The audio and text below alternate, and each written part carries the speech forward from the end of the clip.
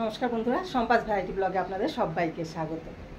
তাহলে চলুন আবার নতুন একটি ভিডিও নিয়ে আপনাদের সামনে চলে এসেছি।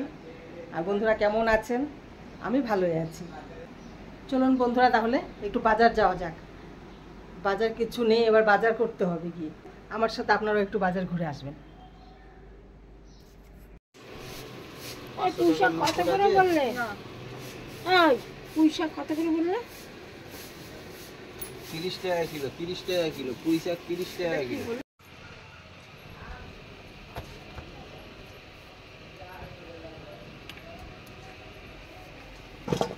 আর কিছু আগের কত বাকি আছে? 59 টাকা। এখন 46 টাকা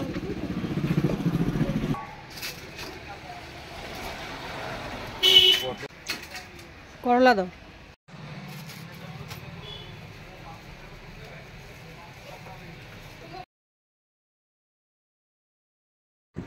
বন্ধুরা বাজার থেকে চলে এসেছি, এসে মাছ টাছ কেটে একদম রেডি করে এবার হলুদ নুন মাখিয়ে নিচ্ছি। আর হলুদ নুন মাখিয়ে একটু ফ্রাই করে নেব। আর শাটিন মাছ আজ একটু অন্য রকম করে রান্না করব, দেখতে থাকুন। একবারে কিভাবে মাছটা রান্না করা যায়, প্রথমে একটু হালকা মাছটা ফ্রাই করে নেব। ফ্রাই না করলে একটু আষ্টে গন্ধ বেরোবে, যার জন্য একটু হালকা ফ্রাই করব। এদিকে কড়াই গরম হয়ে গেছে, এবার দিয়ে দিচ্ছি সর্ষে তেল। এবার আমি মাছগুলো ভেজে নেব।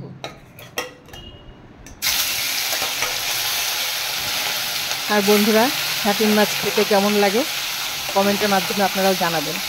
আমার তো দারুণ লাগে শাটিন মাছ খেতে। আর মেয়ে তো প্রিয় মাছ একদম, মেয়ে খুবই ভালোবাসে। আর একটু টক টক লাগে খেতে মাছটা, এই মাছটা এই জন্যই ভালো লাগে খেতে। তাহলে মাছগুলো আর ভেজে নেই, আর কীভাবে রান্না করব পুরোটাই আপনাদের সাথে শেয়ার করব। দেখতে থাকুন আর সঙ্গে থাকুন।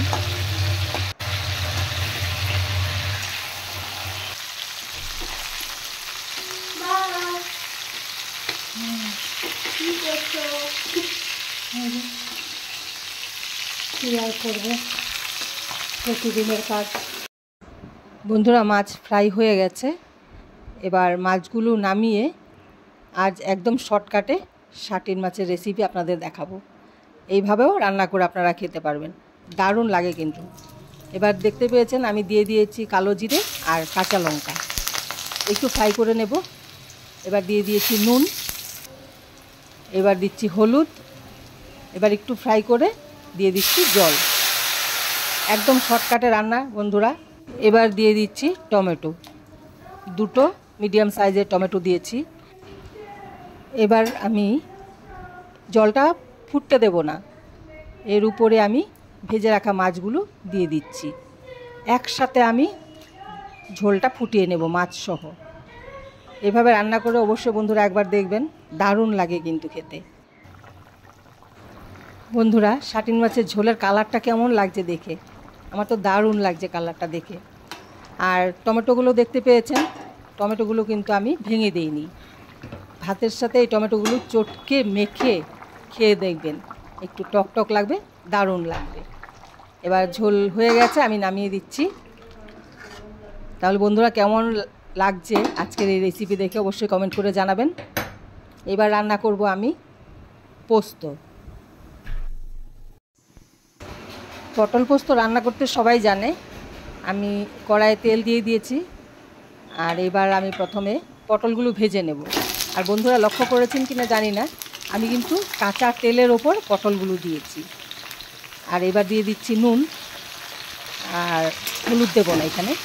আর কাঁচা তেলের উপর পটল এইভাবে দিয়ে ভেজে পোস্ত একবার রান্না করে আপনারা খেয়ে দেখবেন, অসাধারণ টেস্ট হয়।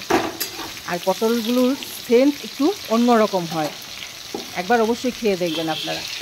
তাহলে পটল ফ্রাই হয়ে গেছে, এবার পটলগুলো নামিয়ে দিচ্ছি। পটল ভেজে নামিয়ে এবার কেটে রাখা আলুগুলো ভেজে নিচ্ছি। আর তার উপর দিয়ে দিচ্ছি শুকনো লঙ্কা আর নুন। আর শুকনো লঙ্কা তেলেও দেওয়া যায়, শুধু তেলেও ফ্রাই করা যায়। আমি শুধু তেলে না দিয়ে আলুর ওপর শুকনো লঙ্কাটা দিয়ে দিয়েছি।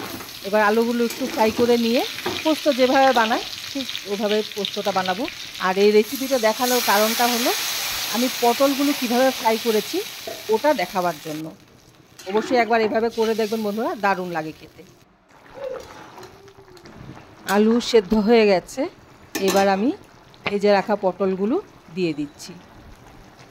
আর পটল দিয়ে আলু দিয়ে একসাথে এবার জলটা ভালো ফুটিয়ে একটু আমি ঢেকে রাখবো। 5 মিনিট ঢেকে রেখেছিলাম। এবার দিয়ে দিচ্ছি পেস্ট করে রাখা পোস্ত আর কাঁচা লঙ্কা। কাঁচা পাকা লঙ্কা একসাথে পোস্তর সাথে পেস্ট করে তারপর দিচ্ছি। আর পোস্ত আর কিছু দেখানোর নেই, জলটা শুকিয়ে গেলে পোস্ত হয়ে যাবে। আর অনেকে কাঁচা তেল দেয়, আমি কাঁচা তেল আর দিচ্ছি না, কারণ কাঁচা তেলের উপরে আমি পটলটা ফ্রাই করেছি, এতে দারুণ টেস্ট হবে। পোস্ত হয়ে গেছে আর এদিকে বিউলির ডাল করেছি। তাহলে বন্ধুরা আমার রান্নাবান্না কমপ্লিট। একটু মনটা খারাপই হয়ে গেছে, কারণ আমাদের জল দিতে একজন আসছে, কাকুর সাথেই কথা বলছিলাম। কারণ এই কাকু এখন অ্যাকচুয়ালি আমি গান করছিলাম বসে, একটু গান করছি, রান্নাবান্না কমপ্লিট, এবার গান করছি বসে বসে। তা কাকু বলছে, বৌমা তুমি গান করছো না কিছু ভাবছো?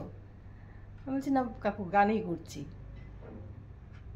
তারপর কাকু কি জানি কি মনে হলো জানি না, বলছে কেউ কারোর নয় গো, কেউ কারোর নয়, ভাই বলো, বন্ধু বলো, মাতা বলো, পিতা বলো, কেউ কারোর নয়, এমনকি নিজের দেহটাও নিজের নয়। কথাটা শুনে একটু মনটা খারাপ হয়ে গেছে। সত্যি কথাই, আপনারা ভাবুন তো, আমরা যখন যাব আমাদের শরীরটাকে নিয়ে যাব, আমাদের শরীরটা কিন্তু এখানে পড়ে থাকবে। মানে এই কথাগুলো ভাবলে যে কেমন লাগে। এই কাকুর সাথে কথা বলছিলাম, বলতে বলতে আমার ভেতরটা কেমন জানি লাগছে, একদম চোখগুলো ছলছল হয়ে এসছে। এই রান্না করে এসে বসেছিলাম মাত্র। তাহলে বন্ধুরা আমার রান্না তো কমপ্লিট। আর দেখেছেন আজ কি রান্না করেছি, আর কিভাবে পোস্ত করেছি, কিভাবে শাটিন মাছ করেছি, পুরোটাই আপনাদের সাথে শেয়ার করেছি। তাহলে আজকের রেসিপি আপনাদের কেমন লাগলো অবশ্যই কমেন্ট করে জানাবেন। আর ভালো লেগে থাকলে অবশ্যই লাইক, শেয়ার, সাবস্ক্রাইব করবেন। তাহলে দেখা হচ্ছে নতুন আরেকটি ভিডিওতে। টাটা।